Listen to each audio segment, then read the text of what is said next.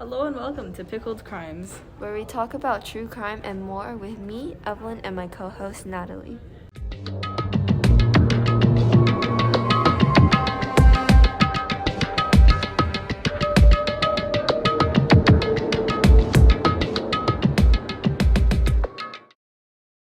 Warning, this case is really gruesome and disturbing. Today we will be talking about the well-known case of Jeffrey Dahmer. He was an American serial killer and sex offender who killed and dismembered 17 males between 1978 and 1991.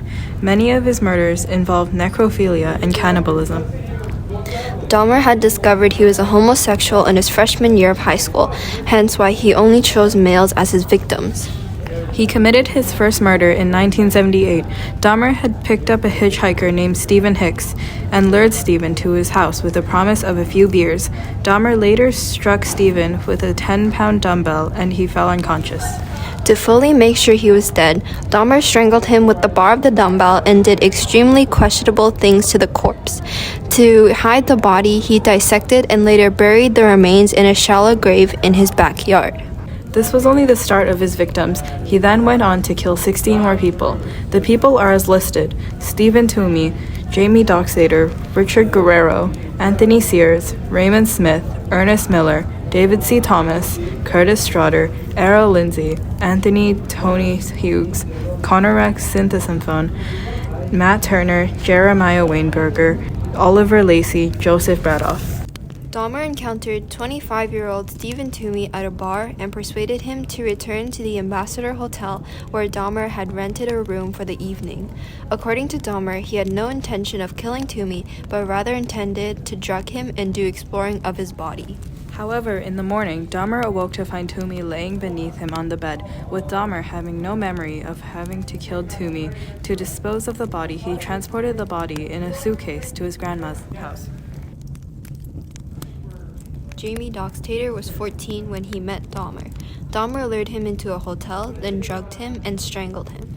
Dahmer then dismantled him, then disposed of him. Richard Guerrero, 22. Dahmer lured him to his home, then drugged him, then strangled him, then dissolved the flesh in acid, then disposed of the bones. Anthony Sears, 24, also was drugged, then strangled. Raymond Smith, also known as Ricky Beeks, 32.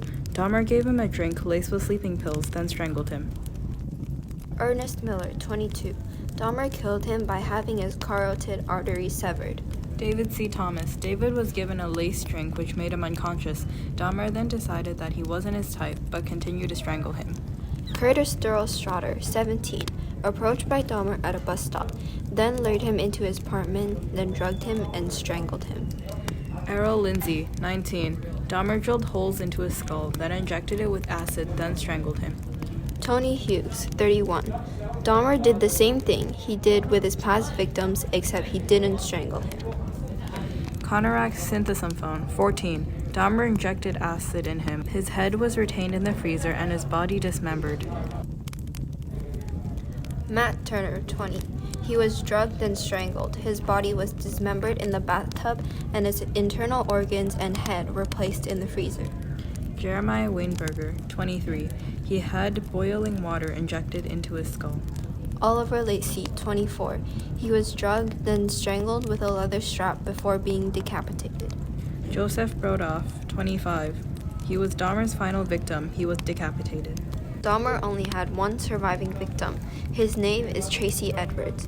Edwards pleaded guilty in 2011 to throwing a man off a Milwaukee bridge and spent a year and a half in prison. His defense attorney, Paul, tells people that his former client shared with him years ago that he would never be able to be the same following his harrowing experience in 1991. Dahmer handcuffed Edwards, held him at knife point, and at one point laid his head on Edwards' chest and threatened to eat his heart. Edwards escaped from Dahmer's apartment on July 22, 1991, and the police found him wandering the streets with handcuffs hanging from his wrist. Dahmer was arrested in 1991, July 22nd. During Dahmer's trial, he was charged with first-degree murder. He was sentenced to life in prison, but not just one. It was 16 life sentences. When Dahmer was in prison, a fellow inmate beat him to death. Upon sentencing, Dahmer was transferred to the Columbia Correctional Institution for solitary confinement. This was done due to the concern for his physical safety should he come into contact with fellow inmates. Upon Dahmer's request, after 1 year in solitary confinement, he was transferred into a less secure unit, where he was assigned a 2-hour daily work detail cleaning the toilet block. Dahmer gradually devoted himself to Christianity and became a born-again Christian. In May 1994, Dahmer was baptized by Roy Radcliffe. The service was done in the prison whirlpool.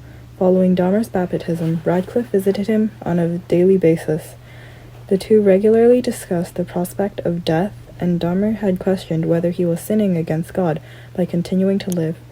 On July 3, 1994, a fellow inmate, Oswald Dorothy, attempted to slash Dahmer's throat with a razor embedded in a toothbrush. He received superficial wounds and was not seriously hurt by this incident. But on the morning of November 28, 1994, Dahmer left his cell to conduct his assigned work detail. Accompanying him were two fellow inmates, Jesse Anderson and Christopher Scaver. The trio was left unsupervised in the shower for approximately 20 minutes. Dahmer was discovered on the floor suffering from extreme head wounds from being repeatedly hit on the head and face with the 12-inch metal bar. Although Dahmer was still alive and was rushed to the hospital, he was pronounced dead an hour later. Christopher Scaver, who was serving a life sentence for murder committed in 1990, informed authorities he had first attacked Dahmer with the metal bar as Dahmer was cleaning a staff locker room, shortly before attacking Jess Anderson. According to Scaver, Dahmer did not yell or make any noise as he was being hit. Immediately after attacking both men, Scaver, who is thought to be schizophrenic, returned to his cell and informed a prison guard, "God made me do it. Jess Anderson and Jeffrey Dahmer are dead." Scaver admitted he had not planned the attacks in advance, although he had later disclosed to the investigators he had concealed the metal bar used to kill both men into his clothing shortly before he struck. The response of the families of Dahmer's victims was mixed. Some celebrated the news, while others were saddened. Catherine Lacey, mother of victim Oliver Lacey, remarked, "The hurt is worse now because he's not suffering like we are." The district attorney who prosecuted Dahmer cautioned against turning Scaver into a folk hero, saying that Dahmer's death was still a murder. On May 15, 1995, Scaver was sentenced to 2 additional terms of life imprisonment for the murders of Jeffrey Dahmer and. That was, of course, the end of Dahmer's story. Next week, we will be talking about the greatest escape of all time, the June 1962 Alcatraz escape attempt. Frank Morris escaped from Alcatraz Federal Penitentiary, a maximum security prison located on Alcatraz Island in San Francisco Bay. Stay tuned for this next story.